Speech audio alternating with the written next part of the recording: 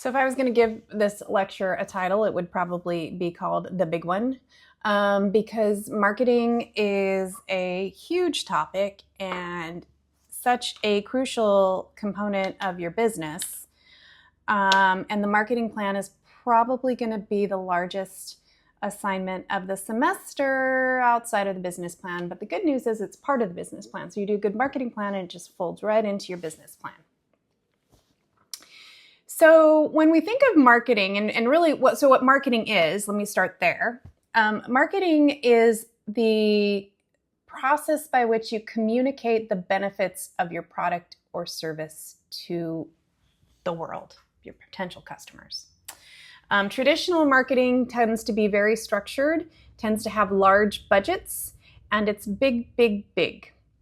Entrepreneurial marketing tends to be more nimble. It has to be flexible, creative, and a resource-conscious focus because small businesses don't have the big budgets to market using things like commercials.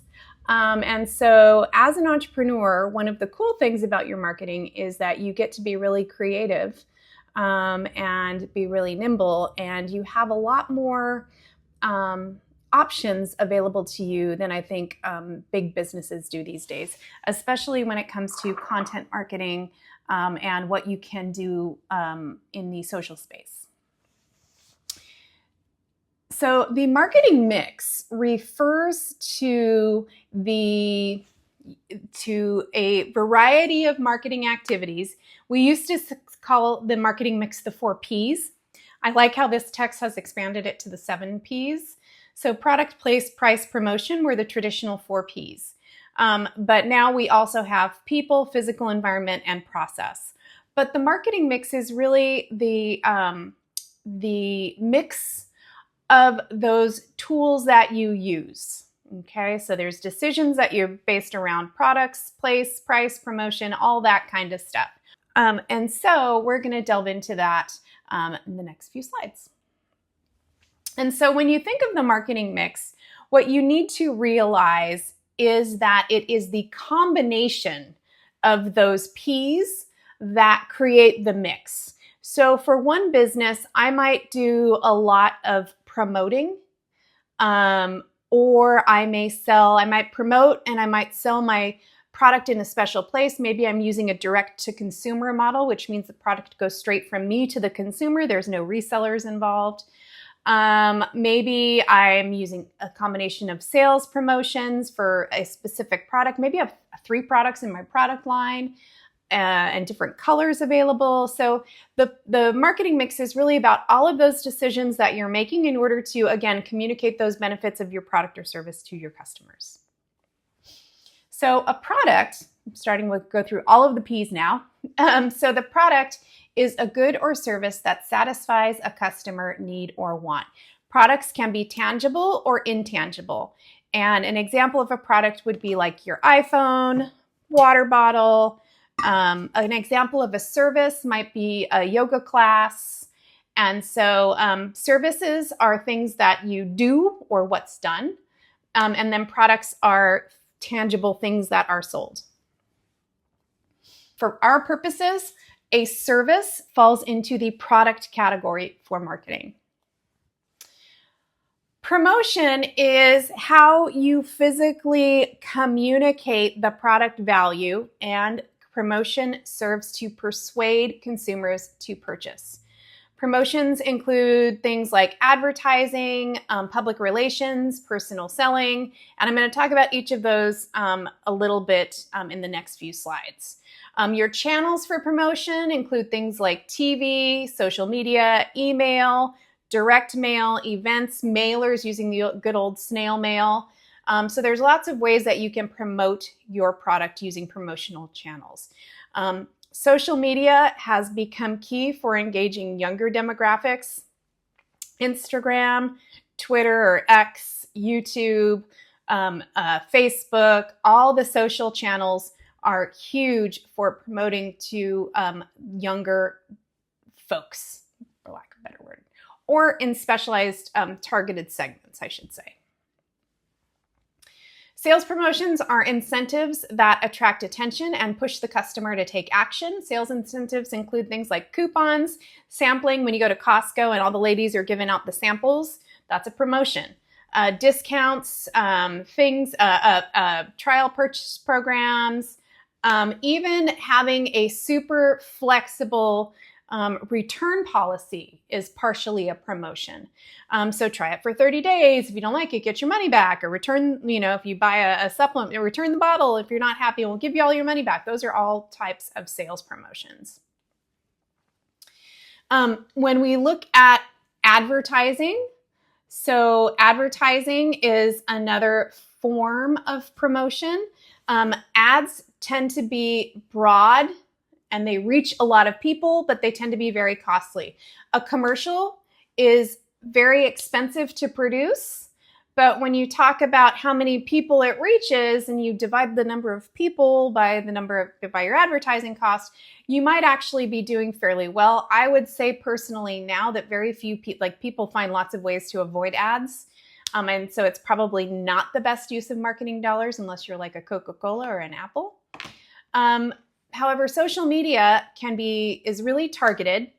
It is low cost and it is interactive. And so if you have a product or service that's great for social media, that is definitely a low stakes way to try. And there's all kinds of ways to embed your product into social media. Influencer marketing is great. It doesn't have to cost you an arm and a leg. There's lots of ways to do it and be nimble and cost conscious while using influencers. So there's really lots of things that you can do with social media that you can't necessarily do with advertising. So public relations and publicity are very similar with one important difference. So both are about planting messages about the company in some published medium. So having your company written up in Restaurant Magazine would be public relations. Okay, public relations is sponsored by the company. So I don't know that you're familiar. If you're not familiar with the O-Cider, it's the little Oceanside local magazine. And in the O-Cider, you'll see lots of articles written about local businesses. Well, those businesses pay the O-Cider to write those articles about them, and it's part of their public relations strategy. So public relations is sponsored by the company, and it's designed to build goodwill and create an image for your business. And public relations, you can also do events, you could do corporate sponsorships, trade shows, things like that. Again, public relations sponsored by the company, so it's paid by the company. Publicity is not sponsored, so you can't control the messages, and publicity, because it's not sponsored, because you don't pay for it, it can be good or bad, okay? If I have a restaurant and a bunch of people come in and get food poisoning and it makes the news, well, that's publicity. My business name is still getting out there, not for the reasons that I want it to get out there, though. Personal selling is the act of selling a product. Face-to-face communication is generally required with personal selling, and it's typically suitable for high-value or complex products. Although if you're selling your coffee cups down at the local farmer's market and people are coming by and you're saying, hey, how's it going? I've got these great coffee cups. That's personal selling as well. Moving on to the next P, price. Price is the monetary value exchanged for a product or service. And what you set your price at impacts product and perception, or profit and perception. I have a separate lecture on pricing strategy because the strategy of how you set your price there's a whole lot to it. And I will say one of the things that I notice about student entrepreneurs is a lot of times you guys set your prices lower than you should. And so when you think about pricing, you really need to think about what's your time worth. But again, that's a separate lecture that I will have for you after this one. Place or distribution refers to the channels or locations, both physical or digital, where your customers can purchase your products. Place is also called distribution. So it can be your place is your location, so where you're selling, literally, if you your location for your restaurant. Place decisions are also about if I'm selling my coffee that I'm making or cookies in the grocery store, and I want my cookies on like the third shelf. Well, that's a place decision as well, and I pay to be on the third shelf because that's at eye level. So all of the ways that you get your product to your consumer and where your product is positioned in that process is a place decision. So when we look at selling and selling to customers, there are two ways that you can sell. You can sell direct, which is when you, the business, are selling directly to your customer. You're not using any kind of middleman. That's referred to these days as direct to consumer or D2C. And there are lots of companies that are doing D2C, or they try to emphasize D2C because it takes a lot of middlemen out of the sales process. And then indirect is when you would use distributors or retailers. Amazon is a distributor, okay? They're also a retailer. Target is a retailer. And so direct is you are selling the product. Indirect is you're using someone else.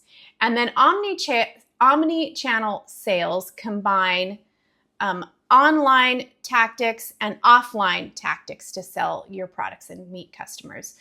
So when you think about like, what's something that I buy direct? Oh, so my reading glasses here from a brand called Caddis. I buy my reading glasses directly from Caddis, although now I've noticed that they have started selling through Amazon. They don't have the same level of selection on Amazon that they have at the Caddis website, but I can now buy them from either source. But because they want to be mainly D2C, they're not ever going to sell their whole product line on Amazon because they make less money when they sell their product on Amazon. They want me to buy it from them. Direct, indirect, omni-channel. So some of the additional P's. People. People are about who is working for you and delivering your products or services. So employees are huge in creating your customer experience. Your staff is really the representative of your business to your customers because you can't always be there. And so you want to make sure that your staff are well trained, that they are empathetic, they have technical skills, and they're going to be good ambassadors for your product or service. Physical environment is really about the ambiance that your business creates. Cleanliness, decor, cleanliness, I can't say this. Ambiance, cleanliness, and decor signals quality and professionalism. One of the things that I do is I pride myself on how clean this place is. If you go to my house, which is the one that I normally live in, it's a disaster, but this place is pretty clean. I'll see how clean it is? It's just really clean. Yeah, I'll give you guys a tour someday. Process. Process is the steps from order to delivery. You want to make sure that your product is easy to order, that delivery guidelines or delivery times are clear. If there are delays, that those are communicated promptly with a timeline and a revised timeline of when the customer can expect to receive the product. So that's the steps from order to delivery. Has to be efficient, user-friendly, and consistent. Moving on from our P's to identifying who our market is or how to find our customers. And really whether or not a business concept is a good opportunity. Because marketing and market research is about identifying the target market and how to get those products to your target market and whether or not they're going to buy them. And so market research can be primary or secondary. So primary is research that's done by you, and that can be surveys, interviews, focus groups. If you're sampling, giving samples of your product, that's also a primary research technique. And then secondary research is research that is done by others, where you're using existing data sources. Census, industry reports. The Library at MiraCosta has great industry reports. If you're doing industry analysis, ideally, for your market research, you're going to be using both. I might be looking at the demographics of the city of Oceanside, but I also might be getting out there in Oceanside and having people try my product, or giving them a survey to see if it's even a good idea to open whatever business that I'm thinking of, my sushi restaurant, for example. The SMT framework is segment, target, and position your product to find your best customer. Segmentation is about how you divvy up your market. Your target is about the customer, and positioning is about how you choose to place and describe your product to your potential customers. So I just mentioned segmentation. Market segmentation is how you divide or not divide your market into groups with similar needs. When we look at segmentation, we can have geographic segmentation, which is segmentation based on a geographic area. So I might use geographic segmentation if I'm describing my target as the city of Oceanside, or Californians, or Americans. So that would be geographic segmentation. People that live in San Diego County. Demographics is things like age, gender, income, education, religion, culture. So women 50 and older who live in Oceanside, that includes both demographic and geographic information. Psychographic information is information about is if you're dividing based on lifestyle. So if you say that your customer is an active adult or an active millennial, okay, those are psychographic segment. Those are psychographic variables. So lifestyle, social class, personality, homebodies, cat lovers, those are all psychographics. And then behavioral segmentation is based on usage rate, benefits sought, customer loyalty, things like that. I always think, when I think of like benefit variables, I think of like shampoo. Like when you walk down the shampoo aisle, how many different types of shampoo do you see in the shampoo aisle? Volumizing shampoo, shampoo that hides the gray, shampoo for thin hair, shampoo for thick hair, shampoo for curly hair, shampoo for men. Those are all, well, shampoo for men would be demographic, but you know, volumizing, thick, thin, curly, all of that stuff, that's really about the benefit that you're seeking. And so those are benefit variables. So when we're talking about targeting our market, we have the total available market, the serviceable available market, and we use both of those to identify our target market. So your total available market is all of the people that you can possibly sell to. So let's say that I'm opening a coffee business in Oceanside, because Oceanside, although we have 1,000 places that sell coffee, maybe we just need one more.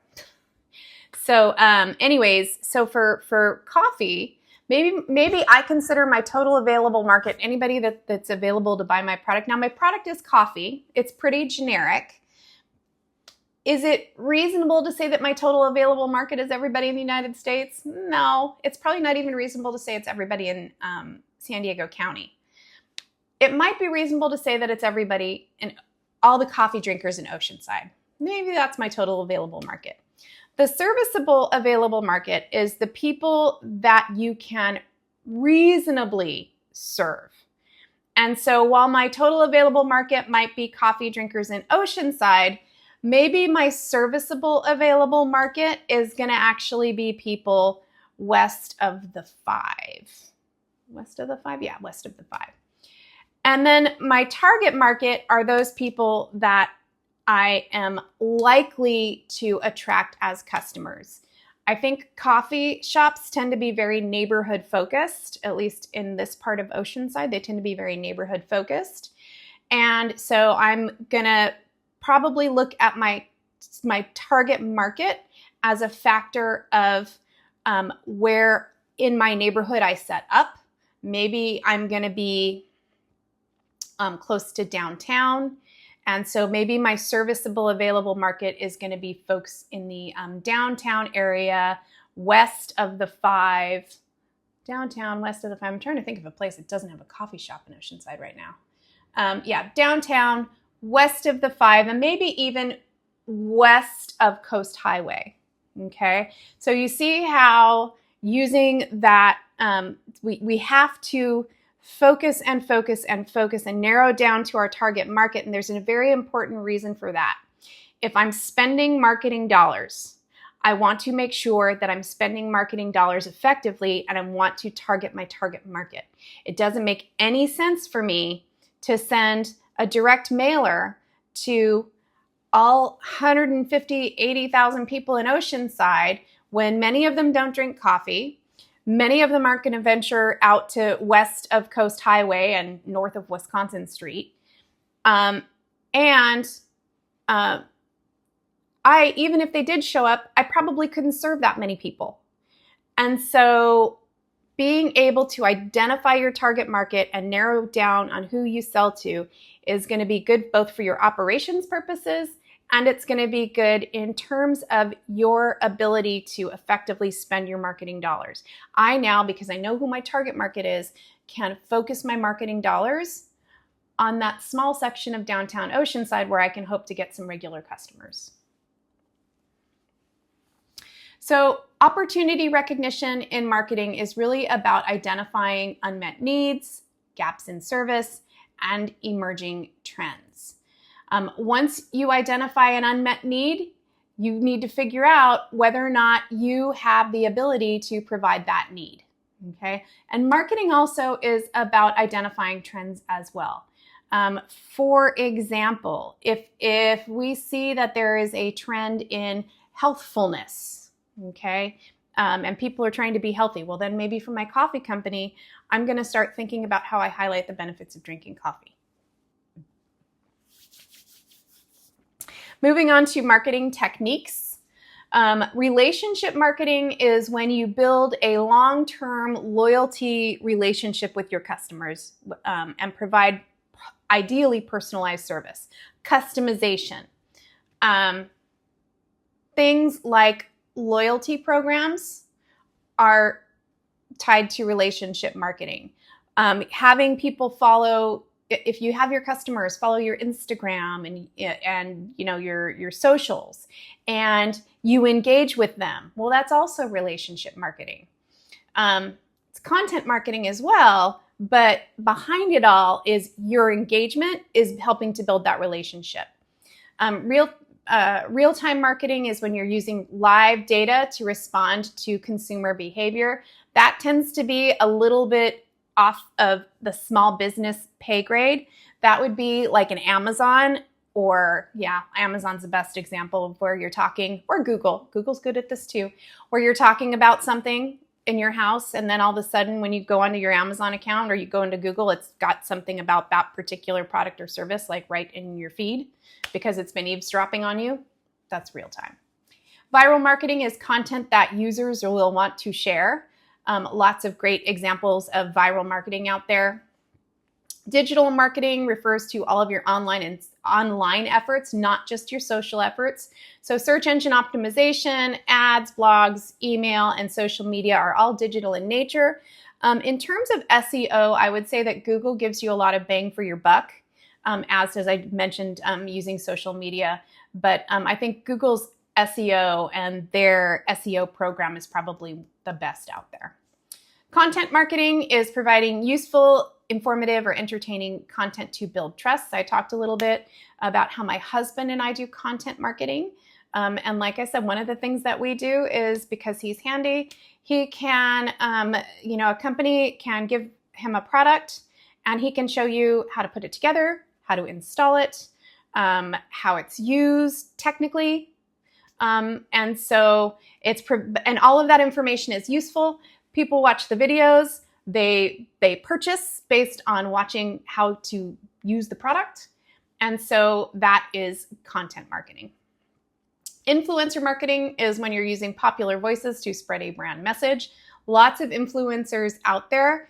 If you're looking to use influencers, join brands. There's a couple of influencer marketing agencies out there. Join Brands is the only one that I can think of off the top of my head, where you can get influencers. Fiverr also is a good place for it. But you can get influencers for like $50 to make videos for your products, to share your video or to share your products, that kind of thing. Share about your service, all that kind of stuff. And then probably the best kind of marketing is word of mouth marketing, because it doesn't cost you anything and it's just about happy customers spreading the word about great places that they have patronized. So another part of your marketing strategy is going to be about creating your brand. Your brand is your image, values, and how the customer perceives your company. It typically includes your name, your logo, your tagline, your company voice, and how you design things. It conveys your customers' values and needs, not just your product features. And so, for example, when you think about like Starbucks, Starbucks has a very distinctive logo. They, of course, have a very distinctive name. But when you think about the way that the stores look, when you think about the uniforms, when you think about even like what they call their products, tall, grande, venti, that's all about Starbucks creating its brand and communicating its image to its potential customers. So in terms of branding, the text does have this really great branding checklist. I'm not going to go over the whole thing, but I think it is a great it's a great tool to help you to think about what you need in terms of your branding. And also note that you don't have to do all of it. You pick and choose the branding tasks and activities that make sense for you. Sometimes your branding is going to be a lot. Sometimes it's going to be not very much. I don't have very much. I have a color scheme that I use, that everything in my place follows the same color scheme. I have a logo. I have some social media. I don't have a website. I don't want a website. Again, it's what works for my company. Okay, my business is doing just fine without all of that. I'm good. If I want to grow, then I incorporate more. If I'm going to be a restaurant, or I'm going to be selling these water bottles on Amazon, then you might want to think about something more.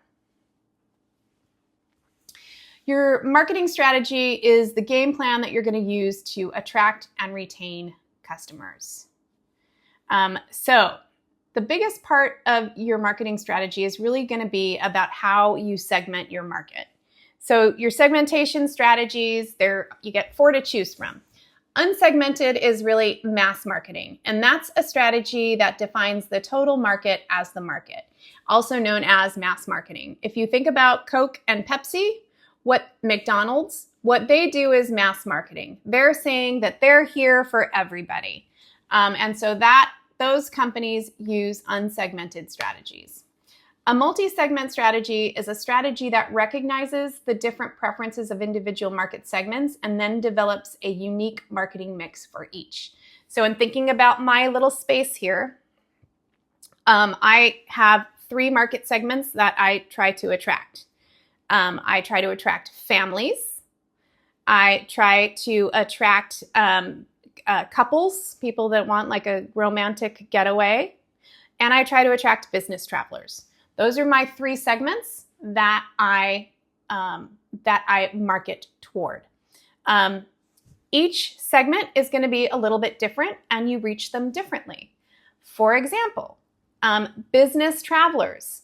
The marketing for business travelers includes a lot of selling, personal selling to local companies, and a couple of specialized websites that are designed for business travelers. Families. Attracting families is about having creating spaces where you know kids will be happy and families don't have to worry about things. And so that's a separate marketing mix. And then people, romancy people are completely different from both of those. Or, did I say romancy people? Yeah, I guess that's what I'd call it, romancy people. And so those are 3 segments.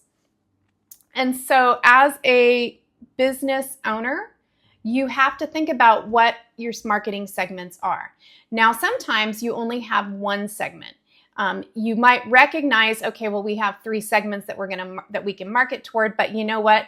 The people that are romancy are going to be my best bet. So I'm just going to market to them, and I'm going to focus all of my marketing dollars on those people until I get successful with those people, and then I will go for the other segments.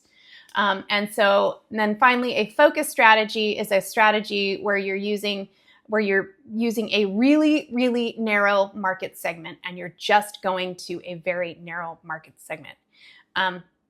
People who have PhDs in business is a very narrow market segment. People who earn incomes of over $350,000 a year is a very narrow market segment, and those would be focus segments. Your KPIs. So now I'm going to give you a little bit of terminology that you might hear, just so that if somebody says something to you, you're going to know what it is. KPIs stand for your key performance indicators, and those are your metrics that you use for success with marketing. So your engagement level, how many people are interacting with your social media, what your sales level is, how much you're spending your marketing dollars, what your marketing dollar cost is per sales lead. So how much is it costing me to get one person to inquire about my product? That's cost per lead. Okay, yeah, so my concluding thoughts is marketing is a lot. There is so much that goes into marketing because it is the one piece of your business that is externally focused. When we talk about accounting, that's going to be internal information that you're using for mainly your purposes. Operations is information that you're using mainly for your purposes. Marketing is the one area of your business that really is about going out into the world. And so there is a lot to think about. There are many decisions that have to be made. You have to do what's appropriate for you. And so as you develop your marketing plan for your business and your business plan, you'll see that there's a lot that goes into it. That shouldn't scare you. It should excite you about all of the decisions that you get to make, or at least that's how I'm going to sell it to you. It should be exciting and fun. And it is actually the one space where you really do kind of get to be creative, other than creating your product descriptions and things like that.